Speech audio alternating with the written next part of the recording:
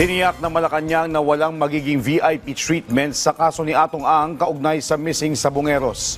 Anila may malakas na ebidensya ang DOJ laban sa negosyante. Nagbabalik si Bien Manalo. Pinalagan ng kampo ni Atong ang naging desisyon ng Department of Justice na kasuhan na ang negosyante at iba pang akusado kaugnay sa mga nawawalang sabongero. Matapos makakita ng sapat na batayan ang Justice Department para sampahan sila ng reklamo. Kabilang na ang 10 counts of kidnapping with homicide at 16 counts of kidnapping with serious illegal detention.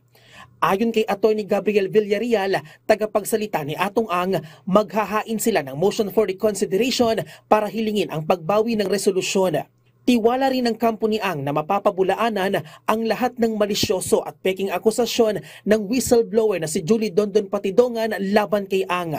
Yung amin unang hinihingi na sinasuggest na ibalik itong kaso sa CIDG para sa ganun maimbestigan ng tama. Kasi ang nangyari rito, minadali lang ng Department of Justice nung paltan yung hepe ng CIDG.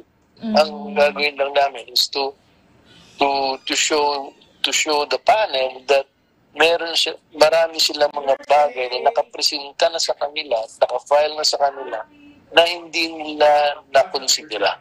Ibinasura naman ng DOJ ang reklamo laban sa actress socialite na si Gretchen Barreto.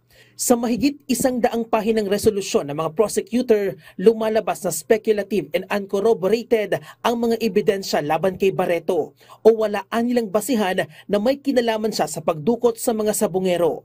Si Barreto ang isa sa mga itinuturo ni Patidongan na kasama sa umano'y Pitmaster Alpha Group. Pero sabi ng DOJ, maaring muli silang sampahan ng kaso sakaling may lilitaw na bagong ebidensyang mag-uugnay sa kanila sa krimen. Samantala, tiniyak naman ng Malacanang na walang magiging special treatment sa kaso ni Atong Ang dahil may matatag-an nilang ebidensya ang DOJ sa akusasyon laban kay Atong Ang. On the part of the DOJ, meron po silang resolution mismo. Resolution nagpapakita ng prima facie evidence na merong reasonable certainty of conviction. So, nasa kamay na po ito ng korte.